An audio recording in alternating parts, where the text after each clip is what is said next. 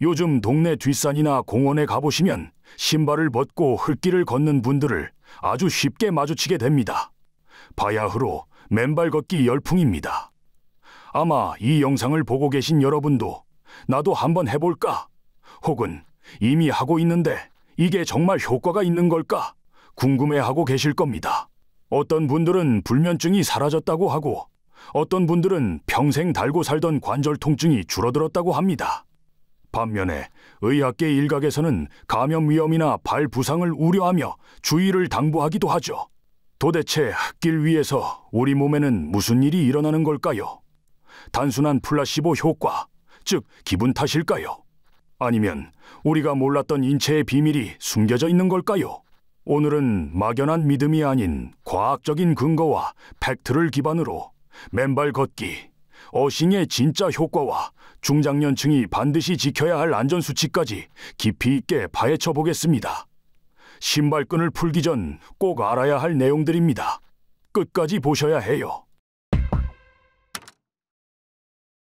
이론이 그렇다면 실제로 우리 몸에는 어떤 변화가 일어날까요?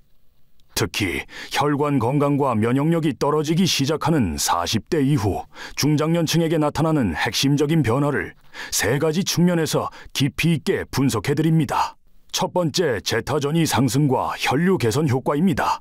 제타전이라는 용어가 다소 생소하실 겁니다. 쉽게 설명드리면 적혈구 표면이 가진 전기적 힘입니다. 건강한 혈액 속 적혈구는 서로 강한 음전하를 띠며 서로를 밀어내야 합니다. 그래야 혈관 속을 막힘없이 쌩쌩 흐를 수 있습니다. 하지만 나이가 들고 활성산소가 쌓이면 이 밀어내는 힘이 약해집니다. 그러면 적혈구들이 동전 쌓듯이 차곡차곡 들러붙게 되는데 이를 연전현상이라고 합니다. 이렇게 되면 혈액이 끈적한 케첩처럼 변합니다.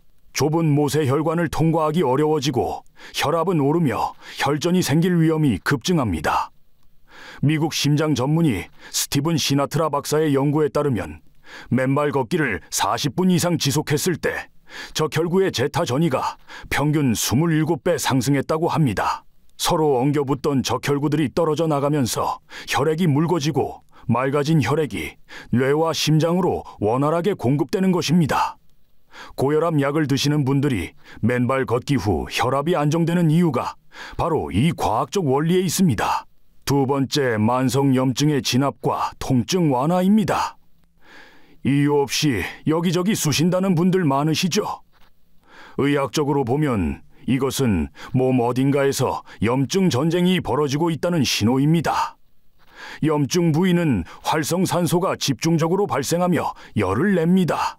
하지만 맨발 걷기 후 적외선 체열 검사 결과를 보면 놀라운 반전이 일어납니다. 염증으로 인해 붉게 나타나던 통증 부위가 접지 30분 후 확연하게 온도가 내려가고 정상 색깔로 돌아오는 것이 관찰됩니다. 땅에서 올라온 자유전자가 염증이라는 불을 끄는 소방수 역할을 한 것입니다. 류마티스 관절염이나 퇴행성 관절염 환자분들이 맨발 걷기 후 통증 강도가 줄었다고 증언하는 것은 단순한 기분 탓이 아니라 실제 염증 수치가 내려갔기 때문일 가능성이 큽니다. 세 번째, 자율신경계의 밸런스와 코르티솔 조절입니다. 4060 세대는 직장 자녀 노후 문제로 스트레스가 극에 달하는 시기입니다. 이로 인해 교감신경은 항상 흥분해 있고 스트레스 호르몬인 코르티솔 수치가 들쭉날쭉합니다. 코르티솔이 과다하면 밤에 잠이 안 오고 복부 비만이 생기며 면역력이 떨어집니다. 맨발 걷기는 뇌파를 안정시키고 부교감신경을 자극합니다. 실제 뇌파 측정 실험에서 맨발 걷기 후 긴장 상태를 나타내는 베타파는 줄어들고 이완 상태인 알파파가 증가했습니다. 특히 불면증 환자의 경우 잠들기 전 30분의 맨발 걷기만으로도 코르티솔 분비 리듬이 정상화되어 깊은 잠 단계가 늘어나는 효과가 보고되고 있습니다. 몸이 땅과 닿는 순간 우리 뇌는 비로소 안전하다는 신호를 받고 휴식 모드로 전환되는 것입니다. 맨발 걷기가 좋다고 해서 아무 흙길이나 무작정 걷는 것은 효율적이지 않습니다. 여러분의 귀한 시간을 투자하는 만큼 최고의 효과를 얻을 수 있는 장소와 방법을 선택해야 합니다. 먼저 어떤 흙을 밟아야 할까요? 핵심은 전도성입니다. 전기가 얼마나 잘 통하느냐가 관건입니다. 가장 좋은 곳은 바닷가 젖은 모래사장입니다. 바닷물은 염분이 섞여 있어 전기가 가장 잘 통하는 전해질입니다. 파도가 찰랑거리는 젖은 모래를 밟는 것이 맨발 걷기 효율 1등입니다. 이게 어렵다면 황토길을 추천합니다. 황토는 입자가 곱고 수분을 잘 머금고 있어 일반 흙보다 전도율이 우수할 뿐만 아니라 황토 자체에서 나오는 원적 외선 효과까지 덤으로 얻을 수 있습니다. 반면 바짝 마른 모래나 자갈길은 전도성이 떨어집니다. 만약 주변에 마른 흙길밖에 없다면 물병을 준비해 발이 닿는 곳에 살짝 뿌리거나 새벽 이슬이 맺힌 풀밭을 걷는 것이 훨씬 효과적입니다. 다음은 4060을 위한 올바른 보행법입니다. 일반적으로 신발을 신고 걸을 때는 뒤꿈치부터 쿵쿵 찍으며 걷습니다. 하지만 맨발로 그렇게 걸으면 뇌와 척추에 충격이 고스란히 전달됩니다. 맨발 걷기는 여우처럼 걸어야 합니다. 발가락을 쫙 펴서 발바닥 전체가 지면을 감싸쥐듯이 사뿐사뿐 걷는 것이 요령입니다. 발 앞쪽 볼과 발가락이 먼저 닿거나 발바닥 전체가 동시에 닿는 미드풋 보행이 관절 충격을 줄여줍니다. 시선은 반드시 전방 2~3m 바닥을 주시해야 합니다. 돌불이나 유리 조각 같은 위험물을 피하기 위해서입니다. 시간 배분과 강도 조절도 중요합니다. 처음 시작하는 분들은 의욕이 앞서 1시간, 2시간씩 걷다가 다음날 발바닥 통증으로 포기하곤 합니다. 첫 주는 하루 15분에서 20분으로 시작하십시오. 발바닥 피부가 흙에 적응할 시간을 줘야 합니다. 이후 매주 10분씩 늘려가며 최종적으로는 40분에서 1시간 정도 유지하는 것이 가장 이상적입니다. 만약 겨울철이나 날씨가 추울 때는 어떻게 할까요? 무리해서 걷다가는 동상에 걸릴 수 있습니다. 이럴 때는 실내에서 접지 제품을 활용하는 것도 대안이 될 수 있습니다. 마지막으로 접지 확인입니다. 제대로 접지가 되고 있는지 궁금하다면 몸의 반응을 살피세요. 걷다 보면 발바닥이 따끔거리거나 찌릿한 느낌, 혹은 발바닥에서 열감이 올라오는 느낌이 듭니다. 이것은 혈액순환이 빨라지고 신경이 자극받는 긍정적인 신호입니다. 건강을 위해 시작한 운동이 오히려 병을 키우면 안 되겠죠. 특히 40대 이후에는 회복 속도가 느리기 때문에 안전이 무엇보다 최우선입니다. 맨발 걷기를 할 때 발생할 수 있는 부작용과 주의사항을 꼼꼼하게 체크해드립니다. 첫째, 파상풍과 세균 감염에 대한 경각심입니다. 흙 속에는 우리가 생각하는 것보다 많은 미생물이 삽니다. 특히 녹슨 못이나 날카로운 것에 찔렸을 때 파상풍균이 침투하면 근육마비나 호흡곤란 등 치명적인 결과를 초래할 수 있습니다.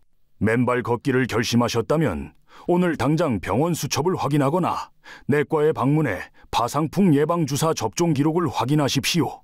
성인은 10년마다 재접종이 권장됩니다. 이 주사 한 방이 여러분의 생명을 지키는 안전벨트가 됩니다. 둘째, 당뇨발 위험군입니다. 당뇨 합병증으로 말초 신경이 손상되면 발에 상처가 나도 통증을 못 느낍니다. 작은 상처가 궤양으로 번지고 심하면 절단까지 이를 수 있습니다. 당뇨가 있으신 분은 절대로 야생의 흙길이나 돌길을 맨발로 걸으시면 안 됩니다. 지자체에서 관리해 이물질을 걸러낸 깨끗한 황토 체험장이나 모래사장 정도만 제한적으로 이용하시고, 걷고 난 후에는 발바닥을 돋보기로 보듯 꼼꼼하게 살피셔야 합니다. 셋째, 명현 반응과 부작용의 구별입니다. 맨발 걷기를 시작하고 며칠 뒤 오히려 더 피곤하다, 몸살 기운이 있다, 발바닥이 붓는다고 호소하는 분들이 계십니다. 갑자기 혈류량이 늘어나고 막힌 곳이 뚫리면서 일시적으로 나타나는 어지러움이나 피로감은 이른바 명현 반응일 수 있습니다. 보통 3일에서 일주일 이내에 사라집니다. 하지만 발바닥의 족저근막 부위에 찌르는 듯한 통증이 계속되거나 발목이 붓는다면 이는 명현 반응이 아니라 염증입니다. 이럴 때는 즉시 중단하고 정형외과 진료를 받아야 합니다. 무리한 운동은 독입니다. 넷째, 야생 진드기와 곤충 주의입니다. 가을철 쯔쯔가무시병이나 중증 열성 혈소판 감소 증후군은 주로 풀밭에 서식하는 진드기에 의해 감염됩니다. 풀이 우거진 곳을 밟는 것은 피하시고 되도록 사람들이 많이 다녀 길이 잘 닦인 곳을 이용하십시오. 걷기 전 발목과 종아리에 기피제를 뿌리는 것도 좋은 습관입니다. 마지막으로 가장 중요한 뒤처리와 보습입니다. 걷고 나서 대충 물로 헹구고 마는 분들이 계십니다. 흙 속에 있던 세균이 피부 균열 사이로 들어갈 수 있습니다. 반드시 비누를 사용해 발가락 사이사이까지 꼼꼼하게 씻어야 합니다.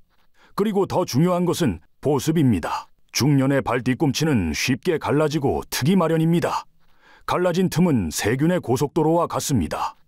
씻은 후에는 바세린이나 푸크림을 듬뿍 발라 피부 장벽을 코팅해주세요.